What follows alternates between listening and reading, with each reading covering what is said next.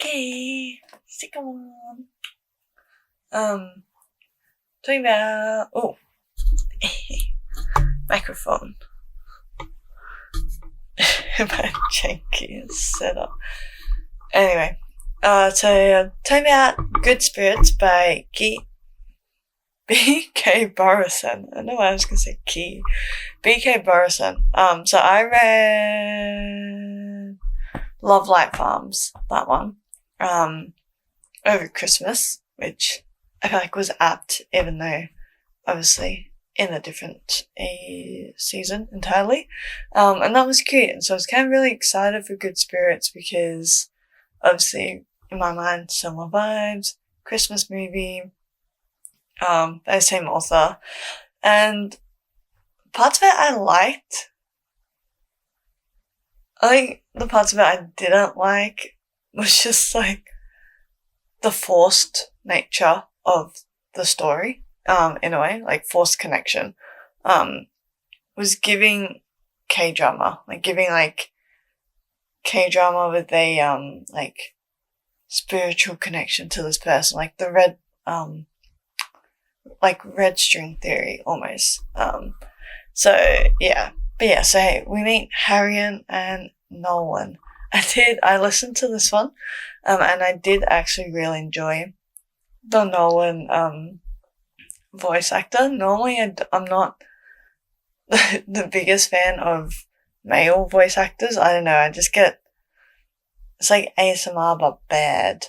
I don't know. So, but I liked his, and I think he added a lot to the character, which is nice. And so did she, but she's kind of annoying. I don't know. Anyway, we'll get into it. I still don't really know what I think about it. I have notes, so I'll work through them, but yeah. Okay, so we meet Harriet and Nolan. So Harriet is the owner, / she inherited this essentially vintage store. I was gonna say knickknacks. Vintage store that has like a whole bunch of knickknacks and all this stuff. And it's like she inherited from her eccentric aunt who she was quite close to, who sadly passed quite young. I think she's in her 50s, which is very sad. And she was her mum's younger sister, and her family's quite controlling. Like her mum, I forgot, you kind of forgave them in the end a little bit, but not really. More you forgave the sister. But yeah, like her mum and the mum's sister, the aunt who passed away, they never got along. Like they were almost pitted against each other from their parents, and growing up, like Harriet and her sister never wanted to be that. But then obviously as time evolves and things happen and perceptions happen, they have unfortunately somewhat ended up mirroring that relationship as well. And it's been probably about a year, I think, since that really happened. And so Harriet's kind of still, she's kind of got the grief of she's lost her best friend, the best friend she had her whole life, and now is working to almost cut off her family, and so doesn't have that, stable relationship that she's been used to. And we find out why, and evolves through the story. And then Nolan is a ghost of Christmas past, and so every Christmas he gets assigned someone, obviously, as the story goes, this ghost Christmas past, present, and future. So he walks people through their past and figures out what they did wrong and why he has come to visit them, and so then they can move on to the present. And then almost immediately with Harriet, so he gets assigned Harriet for this Christmas, and so he kind of strolls in, and he's expecting this person, and they meet, and they're like, what? She's like, what? She's like, I mean, I did something wrong, I broke my mom's heart, but I'm not I'm not that mean of a person. I'm like, she isn't. She's lovely. And so it's kind of like the story of like, okay, well, why has he been assigned, why has he been assigned to Harriet and, blah, blah, blah. Like, that's the whole mystery. So okay. What I just said was bad. So the first half was quite good. I think like you get caught in, you get sucked in, like you just kind of want to keep consuming it. It's very bingeable, it's very listenable. To the point where I paid for more Spotify hours. Oh, annoying. For a book that I ended up not loving. So pass me, sorry. But I think the start was very promising, like, even, like, the way they met, and, like, their chemistry, and, like, there's a little bit of enemies to lovers, but not really, more, like, confused association, and, yeah, I think I really enjoyed Nolan as a character. I think he was quite nice and, like, well-rounded, and Harriet, I mean, I liked Harriet, actually. Harriet was sweet. I think it was just my issues more with the storyline than with the characters themselves. I think they were nice characters, and their relationship was cute, and the way it blossomed and the way it bloomed, like, from going on their little adventures, but then also just spending time with each other, was cute. But yeah, so basically they have to,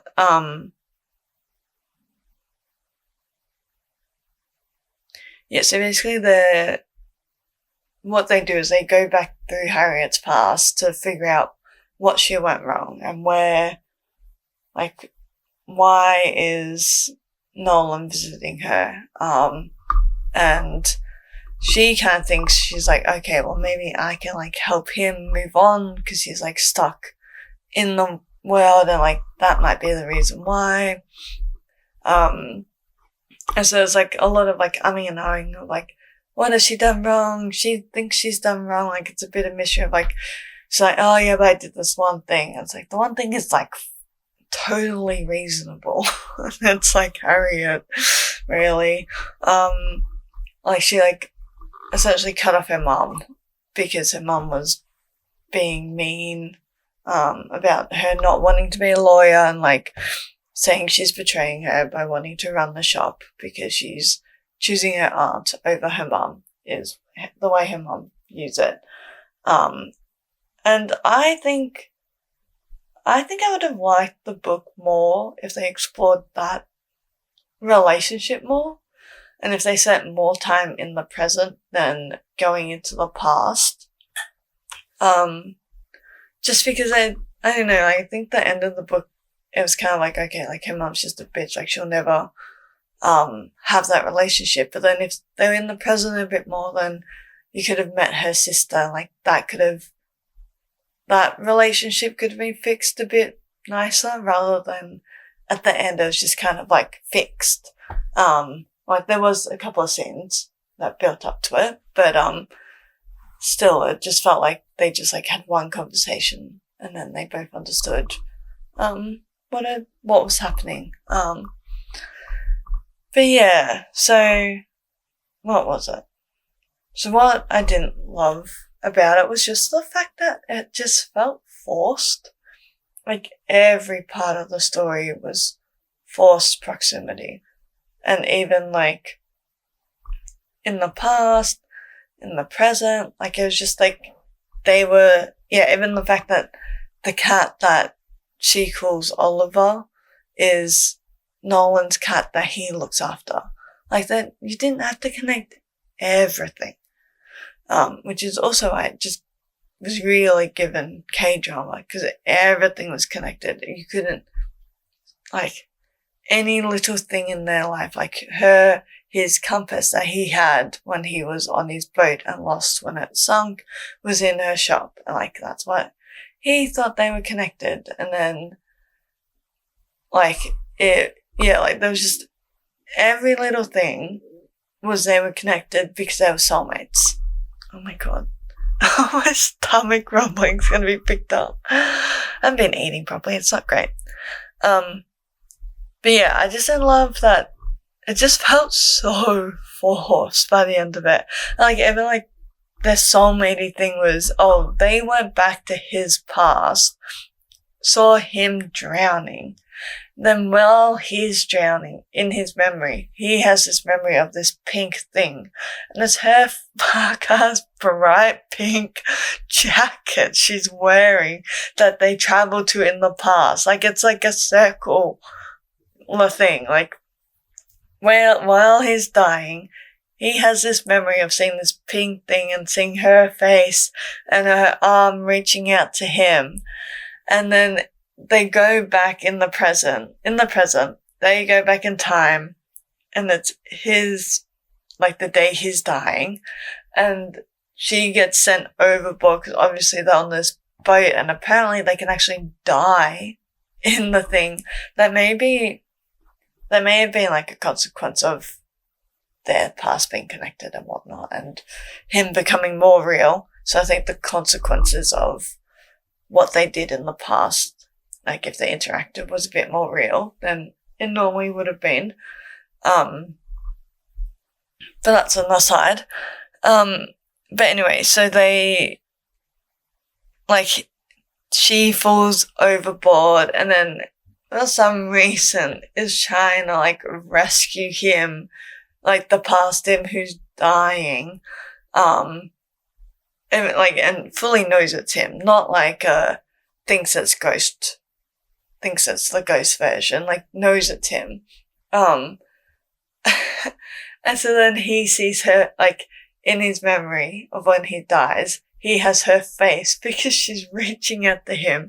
And then when he's drowning, he remembers seeing pink because she wears bright colours and is in this bright pink fucking jumper.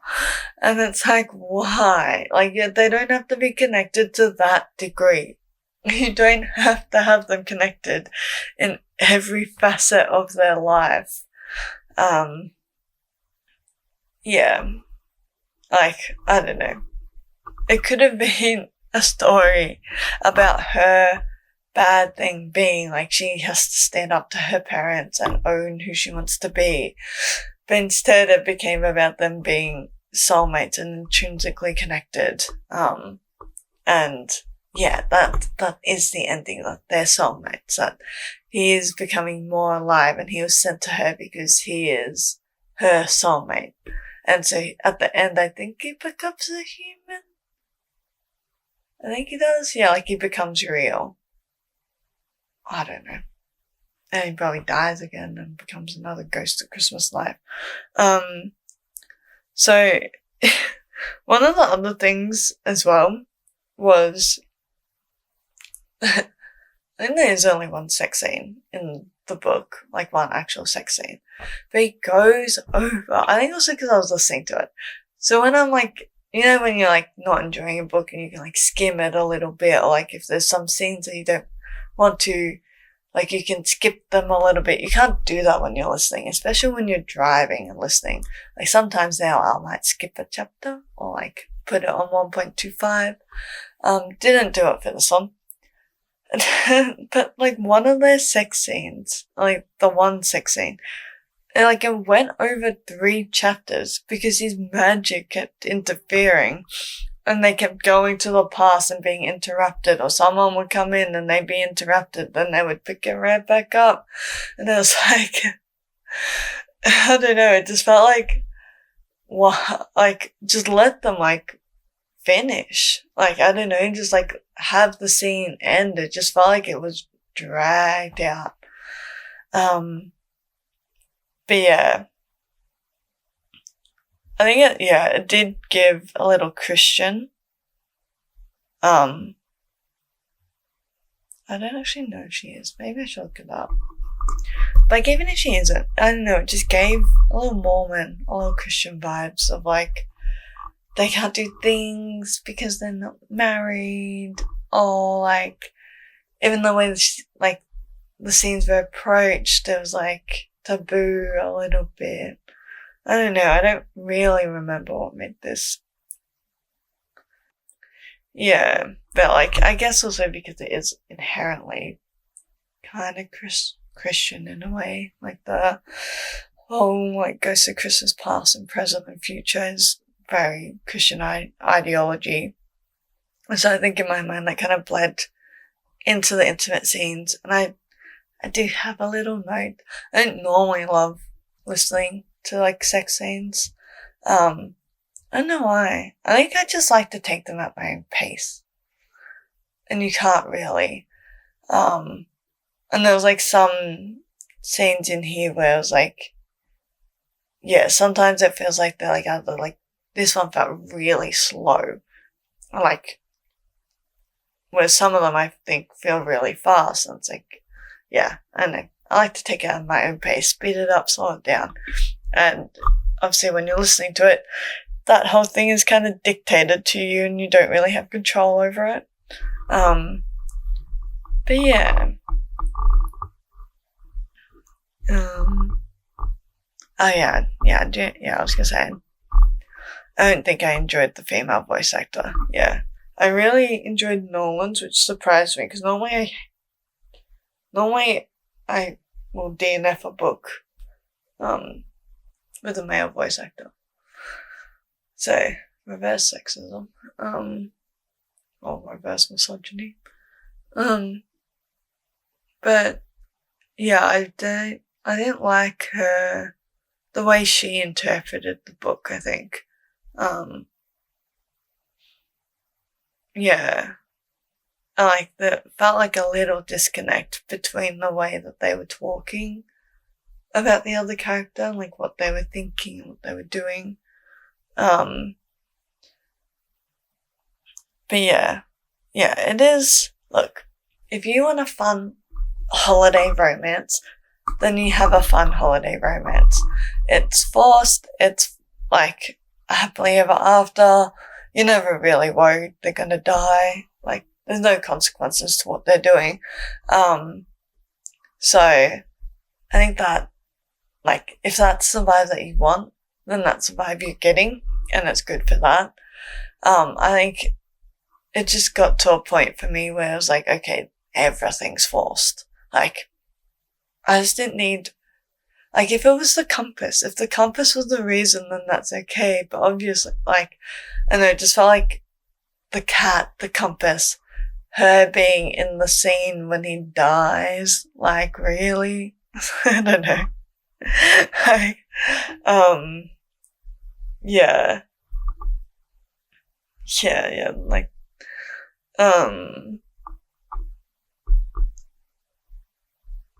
yeah.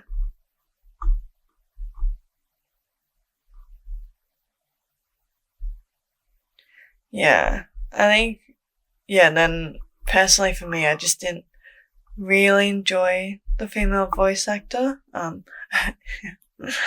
I have here, I did do a little self-exam, I think, while I was listening to it, being like, so I would stop it while I was driving. I'm like, okay, am I just being, like, is this just a little internalized misogyny? But I think it was more the way she was interpreting Nolan. Like, the way she characterized him. Yeah, and like the tone she would use. Sometimes I don't know, there was like a little disconnect between the way they were both interpreting the characters. And I think I liked the way that male character did both of them compared to the way that she interpreted what Nolan was doing. And then, yeah, it's like some of the pacing. I can't find it though. Wait, maybe it is.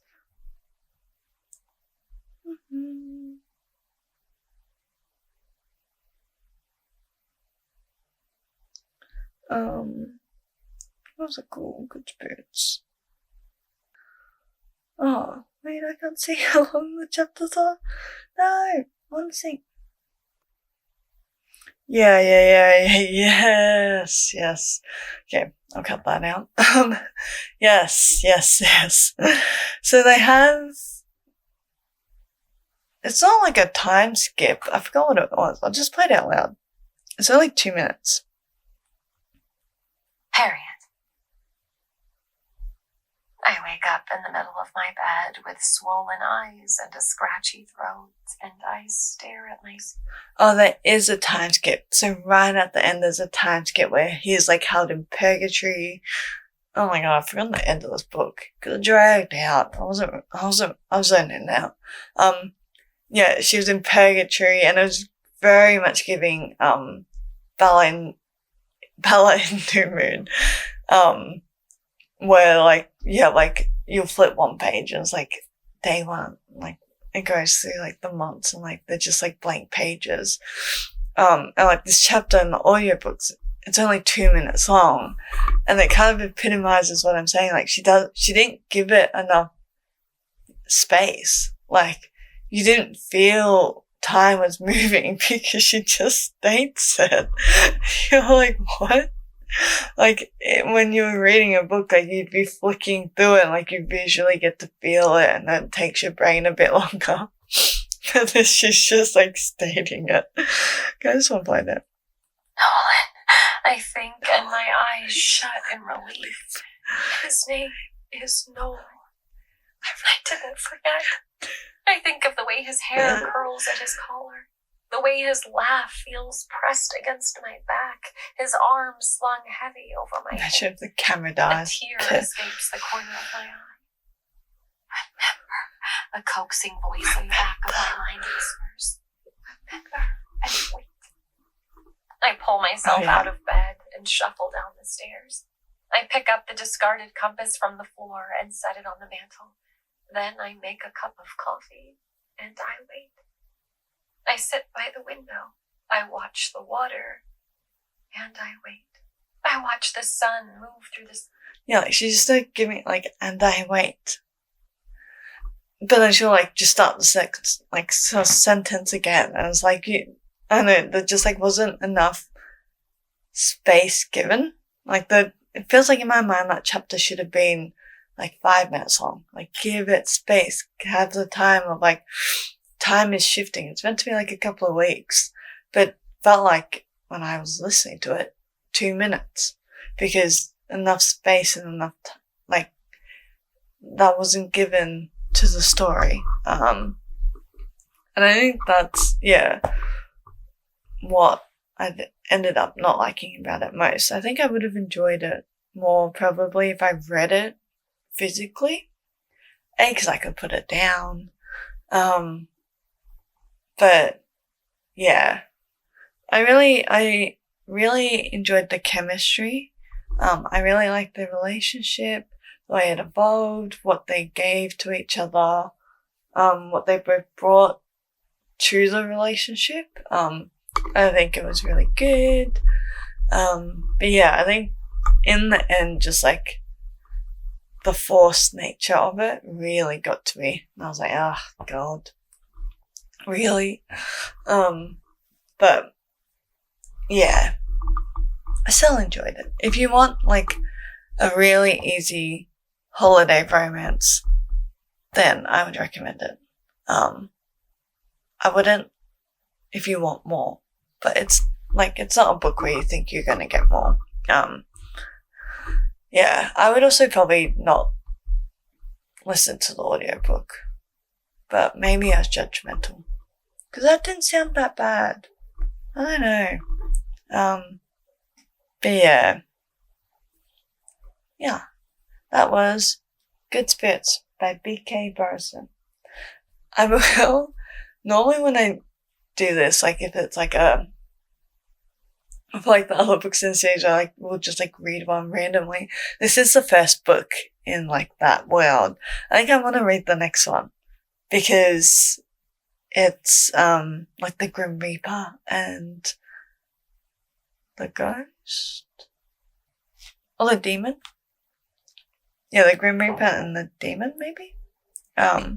So I think that'll be fun. And I think I'll like that more because I do enjoy her writing. I really enjoyed Love Light Farms. Because even though that one was forced, that one was like, they at least knew each other and they were basically in a relationship for 3 years. But yeah, it's, even then it's like I remember way more from Love Light Farms. Like I'm almost forgetting half of Good Spirits because I just zoned out. Like I just, at one point was like, okay, they're just gonna get together. And it didn't really matter how. But yeah, anyway. Good Spirits, B K Borison. Bye bye. Oh, I really want to show you OD. Anyway, bye.